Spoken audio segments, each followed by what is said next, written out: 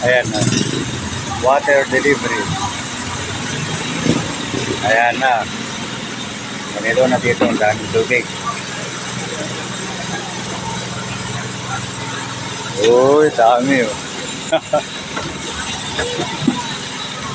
Ito ang buhay namin dito pag walang tubig.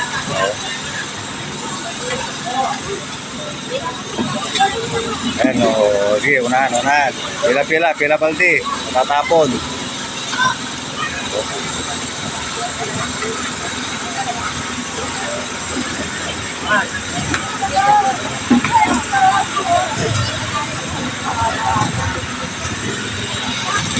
Kumare, babos natin to. Baka magkaroon kami. Ayan. Daming timba, ang dami. O yan, ganito ang sitwasyon dito sa amin.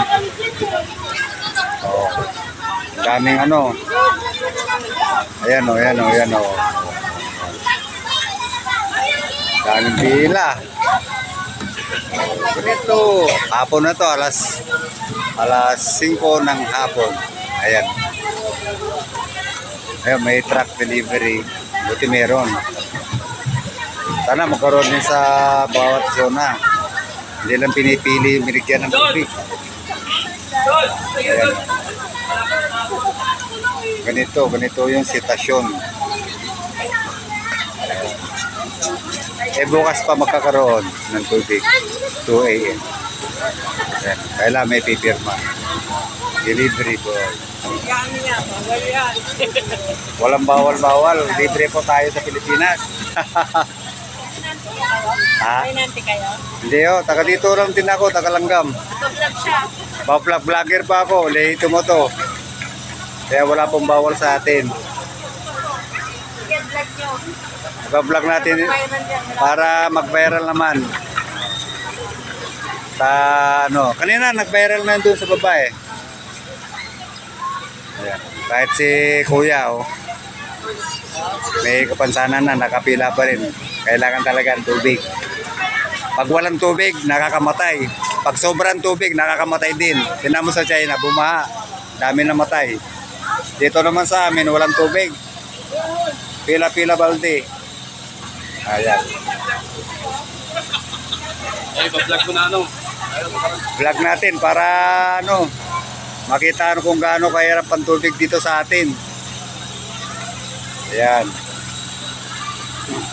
Nasira kasi ang main pipe ng prime water.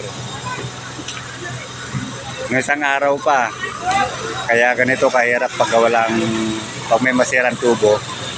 Tapos nasa tuktok pa kami. Kaya ang hirap umakyat ng tubig. Bukas pa daw makatubig. Ayan. Ang truck yan. Sakit lang yan. Mamaya. Bus na yan. Kulang pa itong kulang pa itong nakapila ng mga container. May drum. Hello guys. Ayan. Kami pa dito. Ayan.